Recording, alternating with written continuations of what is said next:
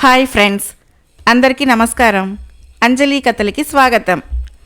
ఈరోజు చందమామ కథ పేరు వంటిమిట్ట పుట్టుక. ఒకప్పుడు కడప మండలంలో ఇద్దరు దోపిడీ దొంగలు చాలా పేరు పొందారు. వాళ్లే వంటడు మిట్టడును. వాళ్ళు దారులు కాసి బాటసాలను కొట్టి బోరెడంత ధనం గడించారు. ఇలా గడించిన ధనమంతా ఒక కొండ మీద పాతి పెడుతూ ఉండేవాళ్ళు. ఆ కొండ మీద ఒకే ఒక బ్రహ్మాండమైన పలక వంటి పెద్ద రాయి ఉండేది. వంటడు మిట్టడు అక్కడ ఆస్తరణ ఏర్పరచుకొని వాళ్ళ సంపాదన అంతా ఆ సమీపంలో దాచబెడుతూ వచ్చారు. ఇలా వాళ్ళు దాచబెట్టిన సంపాదన లెక్క పెట్టవలసి వస్తే లక్షలలో విలువ చేస్తుందని తేలింది. ఒక రోజున మామూలు ప్రకారము ఒక బాటసారి ఆ దారిన ఇలానే పోవటం తటస్థించింది. అలవాటు చొప్పున వంటడు మిట్టడు వానికి ఎదురుగా పోయి దుడ్డికర్రలు పైకెత్తి, ఏమిటయ్యా అలా చూస్తావు, లొడ్డు లొసుగు బయటపెట్టు అని గద్దించారు.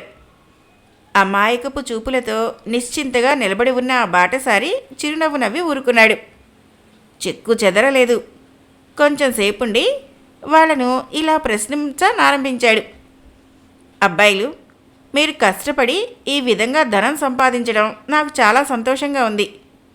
ధనం లేనివాడు ఎందుకు పనికిరాడని మన పెద్దలు చెప్పారు. కనుక మానవ జన్మ ఎత్తినందుకు సంపాదించి తీరవలసిందే. కానీ నాది ఒక్కటే చిన్న సంశయం.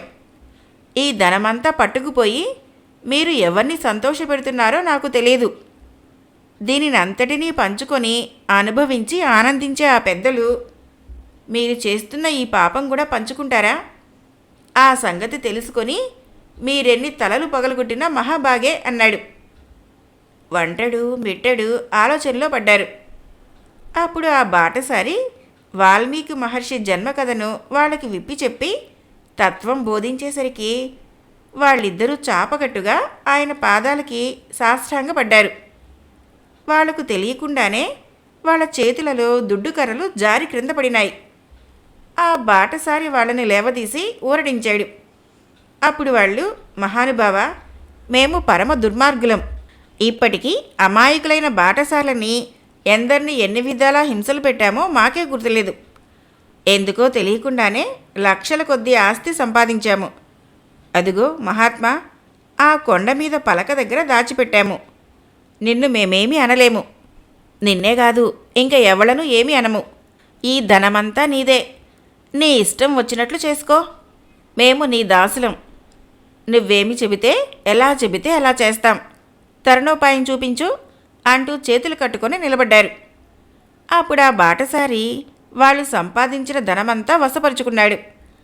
ఆ కొండ మీదనే ఒక గొప్ప దేవాలయం నిర్మించాడు.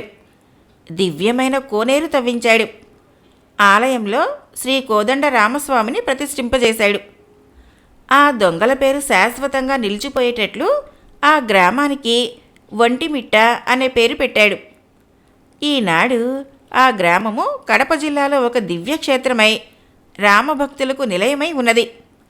ఈ ఒంటిమిట్టలోనే బమ్మెర పోతనామాత్యుడు శ్రీమదాంధ్ర భాగవతము రచించినట్లు చెప్పుకుంటారు. కథ అయిపోయింది. ఫ్రెండ్స్, మరొక కథ చెప్పుకుందాం. ఈ కథ పేరు రఘువంశం. దిలీప మహారాజు పట్టమనిషి పేరు సుదక్షిణాదేవి. ఆ దంపతులకి సకల సంపదలు ఉన్నాయి, కానీ సంతానం లేదు. అందువల్ల ఆయన భార్యా సమేతుడై గురువైన వశిష్ఠ మహాముని వద్దకు పోయి తనకు వంశం నిలబడే యోగ్యత ఉన్నదో లేదో చెప్పమని కోరాడు. వశిష్ఠ మహాముని వద్ద నందిని ధేనువనే గోవు ఒకటి ఉన్నది. ఈ గోవు సామాన్యమైనది కాదు, కామధేనువు యొక్క పుత్రిక. నీవు నీ భార్య కలిసి ఈ గోవును కొన్నాళ్లు భక్తి శ్రద్ధలతో సేవించినట్లయితే మీ కోరిక తీరుతుంది అని దిలీపునికి సలహా చెప్పాడు వశిష్ఠ మహర్షి. రాజు రాణి రోజు ఉదయమే లేచి స్నానం చేసుకుని ఆ తర్వాత గోవును పువ్వులతో పూజించేవారు. దూడ పాలు దాగి విడిచిన పిమ్మట రాజు ధేనువును అడవుకు మేతకు తోలుకుని వెళ్ళేవాడు. నీడకు మళ్ళీ వెనకమాల ఉండి దానికి ఏ అపాయమూ రాకుండా కంటికి రెప్పలాగా కాపాడేవాడు. సాయంకాలం వరకు మేపి ఇంటికి తోలుకొని వచ్చేవాడు. ఇలా భూపాలుడు గోపాలుడై 21 రోజులు గడిపాడు. 22వ రోజున యథాప్రకారము రాజు నందిని ధేనువును అడవుకు తోలుకొని వెళ్ళాడు. అది ఆనాడు హిమోత్పర్వతాల వైపు దారి తీసింది. ఆ పర్వతాల ఎత్తు, గాంభీర్యము, అందము చూస్తూ క్షణకాలము రాజు ధేనువును మరిచాడు. ఆలోగా అది ఒక గుహలోకి ప్రవేశించింది. వెంటనే ఏదో ఆపదలో చిక్కుకున్న దానికి మళ్ళీ అది అంబా అని అరిచింది. ఆ ఆర్తనాదం వినటంతో రాజు ఉలిక్కిపడి గోవును వెతుకుతూ పరిగెత్తుకొని పోయి ఆ గుహను ప్రవేశించేసరికి గోవు పైన ఒక సింహం ఎక్కి కూర్చొని దానిని భక్షించడానికి సిద్ధంగా ఉన్నట్లు కనపడింది. వెంటనే రాజు అమ్ముల పొదిలో చెయ్యి పెట్టి బాణం తీయబోయాడు. ఏమి చిత్రమో గాని ఆ చెయ్యి స్తంభించిపోయి అతడు బాణం తీయలేకనే పోయాడు.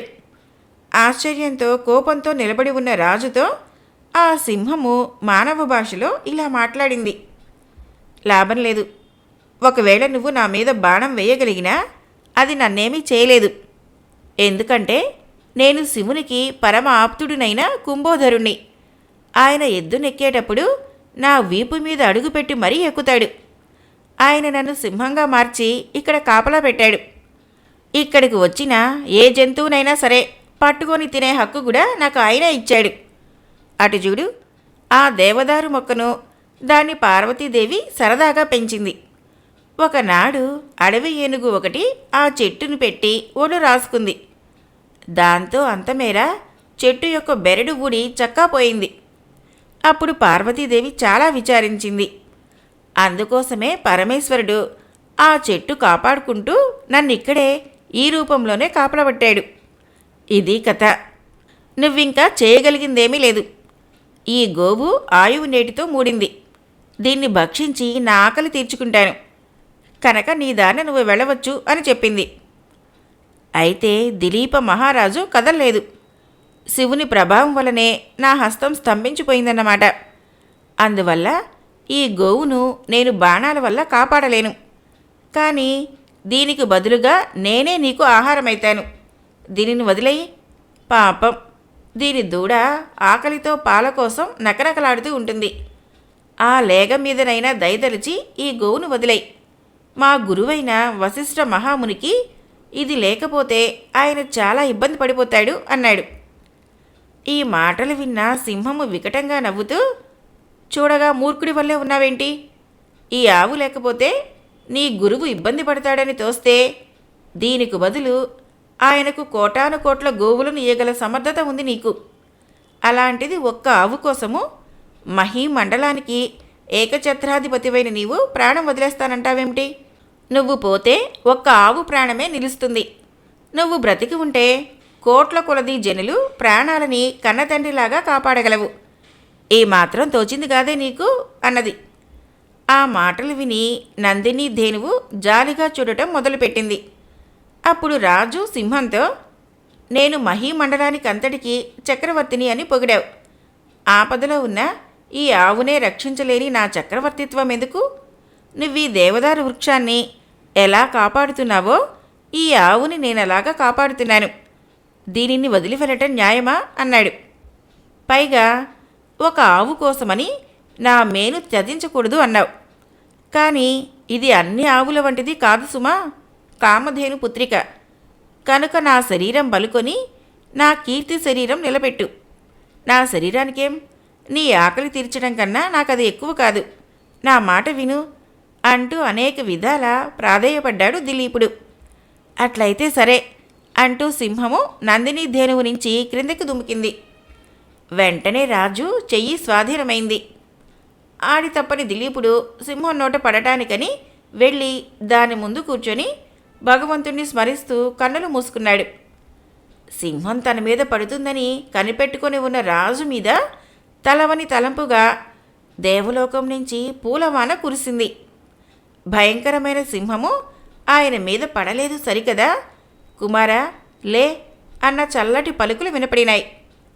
రాజు కళ్ళు తెరిచేసరికి అక్కడ సింహం లేదు. ఏమైంది, నన్ను పిలిచిందెవరు అని రాజు విస్మయంతో అడిగేసరికి నందిని ధేనువు, ఎవరు? నేనే. నిన్ను పరీక్షించడం కోసము ఈ చిత్రకథ అంతా కల్పించాను. సింహము లేదు, దేవదారు వృక్షము లేదు, అంతా కల్పితమే. కుంభోదరుడు కాదు గదా, ఎవ్వరూ నన్నేమీ చేయలేరు. నీ ధర్మబుద్ధికి మెచ్చాను. నీకేం వరం కావాలో కోరుకో మహారాజా అన్నది నందినీ ధేనువు. రాజు వినయంగా, తల్లి, వంశం నిలబెట్టే కుమారుడు కావాలి అని కోరాడు. అయితే తన పొదుగులోని పాలు ఒక గుప్పెడు తీసుకొని తాగమంది ధేనువు. లేకదూడ తాగిన తర్వాత మిగతా పాలు వశిష్ఠ మహామునికి ఇచ్చి వారి అనుమతితో తీసుకుంటానన్నాడు రాజు. ఈ మాటలకు మెచ్చుకొని ధేనువు ఆశ్రమానికి తిరిగి వచ్చింది. జరిగిన సంగతులు విని సుదక్షిణాదేవి ఆనందపడింది. రాజు ధేనువు పాలు తాగి భార్యా సమేతుడై తన అయోధ్య నగరానికి తిరిగి వచ్చాడు. ఆ దంపతులకు చక్కని పుత్రుడు కలిగాడు. ఆ బాలుడే రఘువు. రఘువు పెద్దవాడై గద్దె ఎక్కిన తర్వాత గొప్ప రాజు అనిపించుకున్నాడు. గొప్ప రాజు కనుకనే ఆ వంశానికి అతని పేరుతో రఘువంశము అని ఏర్పడి ప్రసిద్ధికెక్కింది. కథ అయిపోయింది. ఫ్రెండ్స్, మరొక కథ చెప్పుకుందాం. ఈ కథ పేరు కప్పయ్య గొప్ప. సింగరపల్లెలో సూరన్న తాతకు చిత్రమైన అలవాటు ఒకటి ఉండేది. మాటకు ముందు దేనికైనా సరే పందెం అంటూ ఉండేవాడు. బజారు వెంబడి పోతూ ఉంటే ఎవరైనా ఎదుటిపడి, ఏం సూరన్న తాత, మబ్బులు పట్టినాయి, వాన కురుస్తుందల్లే ఉందే అంటే వెంటనే సూరన్న, పందెం, వాన కురవదు అని ఖచ్చితంగా చెప్పేవాడు. ప్రతి దానికి ఇలా పందెం పందెం అనే సూరన్నకు ఈ దూకుడు మాట ఒక్కొక్కప్పుడు ప్రమాదంగా కూడా పరిణమించేది. ఒకసారి ఒక పల్లెలో శుభాశుభ కార్యాలకు మంత్రాలు చెప్పే పెద్ద శాస్త్రుల గారికి జబ్బు చేసింది. వచ్చిపోయే వైద్యులు నానా హడావుడు చేస్తున్నారు. బంధువులు స్నేహితులు పోగయ్యారు. శాస్త్రులు గారి ఇల్లంతా కోలాహలంగా ఉంది. ఆ సమయానికి మన సూరన్న తాత ఆ దారి వెంట వెళ్ళటం సంభవించింది. శాస్త్రులు గారి ఇంటి ముందు ఈ రద్దీ అంతా చూశాడు. ఏమిటి సందడి అని అక్కడ ఒకరిని అడిగాడు. శాస్త్రులు గారికి చెప్పలేనంత జబ్బు చేసింది. ఘన వైద్యులంతా వచ్చారు. ఇక పర్వాలేదు, బ్రతికి బయటపడతాడులే అన్నాడు ఆ మనిషి. వెంటనే సూరన్న పందెం అన్నాడు. శాస్త్రులు బతకడు, కావాలంటే 10 రూపాయలు పందెం, సై అంటూ రొంటిన చేయి పెట్టి రూపాయలు లాగి కంగుమనిపించాడు. సూరన్న తత్వం తెలిసినవాడే కనుక ఆ ఆసామి అంతగా కోపం తెచ్చుకోలేదు. మెల్లగా మంచి మాటలతో సూరన్నను మందలించి వెళ్ళిపోయాడు. తన ప్రజ్ఞకు గర్వించి హూ అనుకుంటూ సూరన్న అక్కడి నుంచి బయలుదేరి మరి 4 అడుగులు వేసేసరికి మరో పెద్ద మనిషి ఎదురయ్యాడు. ఏం సూరన్న తాత, మన శాస్త్రులు గారికి ప్రాణం మీదకి వచ్చిందట, బ్రతకడనుకుంటున్నారే, నీకేమన్నా తెలుసా అని అడిగాడు సూరన్నను. పందెం అన్నాడు సూరన్న తడుముకోకుండా. శాస్త్రులు గారు నిస్సందేహంగా బ్రతుకుతాడు, కావాలంటే 10 రూపాయలు పందెం, సై అంటూ రొండిన చెయ్యి పెట్టి రూపాయలు బయటికి లాగాడు. ఆ పెద్ద మనిషి సూరన్నను ఎరిగినవాడే కాబట్టి అతను కూడా కిక్కురు మనకుండా వెళ్ళిపోయాడు. ఆ రోజుల్లో సూరన్న తాత ధోరణి ఇలా సాగిపోతూ వచ్చింది. ప్రతిదానికి ఇలా అతి చొరవతో పందెం కట్టే సూరన్న తాతకు ఒకసారి ఒక కాలాంతకుడు తారసపడ్డాడు. ఈ సమయంలో సూరన్న తాతకు ఒక గొప్ప ఆలోచన తట్టింది. అదేమిటి అంటే, పొట్టేళ్ల పందాలు, కోళ్ల పందాలు లాగానే కప్పల పందెం మాత్రం ఎందుకు పెట్టకూడదు అని. అనుకున్నాడో లేదో, వెంటనే ఊరి బయటికి పరిగెత్తి చెరువులో నుంచి ఒక పెద్ద గోదురు కప్పని పట్టుకొని వచ్చాడు సూరన్న తాత. సరే, కప్పని అలా ఇంటికి తెచ్చి ఒక కొయ్య పెట్టెలో పెట్టి దానికి నిపుణతో గెంతటం నేర్పాడు. గజం మెడంగా నేల మీద 2 గీతలు కొట్టి ఒక గీత మీద కప్పని కూర్చోబెట్టి, గెంతరా తమ్ముడు గెంతు అంటూ వీపు మీద వేలితో పొడిచేవాడు.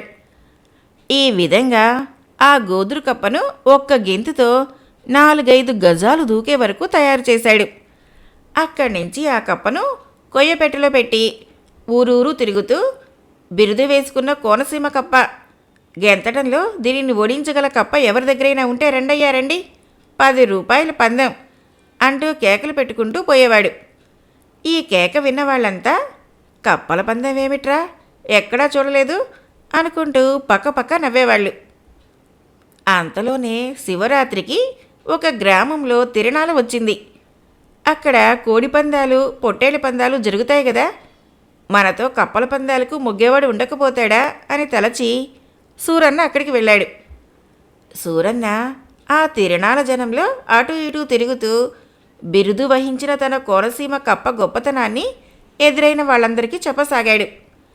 చివరికి మన సూరన్న అదృష్టమో దురదృష్టమో కానీ పందానికి తయారైనవాడు ఒకడు ఎదురయ్యాడు. సరే, పందెం అంటే పందెం, 10 రూపాయలు అనుకున్నారు. అయితే ఆ పందానికి వచ్చిన వాడి దగ్గర కప్ప లేకపోయింది. అందుకని ఉత్సాహవంతుడైన సూరన్న తనే పోయి ఆ చుట్టుపక్కల కప్పని వెతికి తెచ్చేటందుకు ఒప్పుకున్నాడు. బిరుదు వహించిన తన కోనసీమ కప్పని ఆ కొత్తవాడికి అప్పచెప్పి సూరన్న ఆ పందెం కోసము కప్పని పట్టుకుని వచ్చేటందుకు బయలుదేరాడు. చచ్చి చెడి సూరన్న ఒక కప్పని పట్టుకుని వచ్చాడు. గిరిగీసి 2 కప్పల్ని నిలబెట్టారు. ముందు పందెం వేసినవాడు తన కప్ప వీపు మీద తట్టేసరికి అది 1 గజం దూరం గెంతింది. ఓ సింతేనా, నా కప్ప చూడు, అలాగ 4 గజాలు అట్టే దూకేస్తుంది అంటూ సూరన్న తన కప్ప వీపు మీద వేలితో పొడుస్తూ, గెంతరా తమ్ముడు గెంతు అన్నాడు మామూలుగా. బిరుదు వహించిన కోనసీమ కప్ప గెంతుదామని ఒళ్ళంతా కుదుపుకున్నది. కానీ నేలకు అతుక్కుపోయినట్లుగా అక్కడే పడిపోయింది. సూరన్నకి ఆశ్చర్యము కోపము కూడా ఒక్కసారిగా ఉబికినాయి. కోనసీమ కీర్తి నిలపలేవురా తమ్ముడు, సూరన్న తాత పేరు పోవలసిందేనా అంటూ మళ్ళీ వేలితో తన కప్ప వీపు మీద పొడిచాడు. కప్ప గెంతేటందుకు మళ్ళీ ఒళ్ళంతా ఒక్కసారి విదిలించింది. కానీ కదలలేక ఉన్న చోటనే ఉండిపోయింది. జనమంతా సూరన్నను గేలి చేశారు. పందెం ఒడ్డిన 10 రూపాయలు పుచ్చుకొని ఆ కొత్తవాడు జనంలో కలిసిపోయాడు. 10 మందిలో అగౌరవం జరిగిందన్న ఉక్రోషంతో ఉడికిపోతున్న సూరన్న తాత తన కప్ప వెనక కాళ్ళు 2 పట్టుకొని తలక్రిందులుగా ఎత్తాడు. ఇన్నాళ్ళుగా పెంచిన నాకు నువ్వు పుట్టిన దేశానికి కూడా అమర్యాద తెచ్చావు కదరా తమ్ముడు అంటూ పళ్ళు పటపటా కొరికాడు. కానీ అదే సమయంలో కప్ప నోటి నుంచి కుంకుడు గింజలంతేసి గుండ్రని గులకరాళ్ళు ఒక్కొక్కటే క్రింద పడసాగినాయి. తనకు జరిగిన మోసాన్ని గ్రహించాడు సూరన్న. తను పందెగాడి కోసం కప్పను వెతికి తెచ్చేటందుకు వెళ్ళగా చూసి ఆ కొత్తవాడు ఈ బిరుదు వహించిన కోనసీమ కప్పకు ఒకటొకటే గులకరాలు నోటి ద్వారా లోపలికి ఎక్కించాడు. ఆ రాళ్ల బరువుతో తన కప్ప ఎగరలేకపోయింది. ఇంకేముంది, తను పందెం ఓడిపోయాడు. ఇన్నాళ్ల నుంచి సూరయ్య తాత అర్జించిన కీర్తి ఈనాటితో మాసిపోయింది. సూరయ్య తాత పెంచిన కప్పకు బిరుదు పోయింది. అసలు మొత్తము సింగారపల్లి పేరే పోయింది. కథ అయిపోయింది. ఫ్రెండ్స్, నా కథలు నచ్చినట్లయితే మన ఛానల్ని తప్పకుండా సబ్స్క్రైబ్ చేయండి, లైక్ చేయండి, షేర్ చేయండి, కామెంట్ చేయండి. Thank you.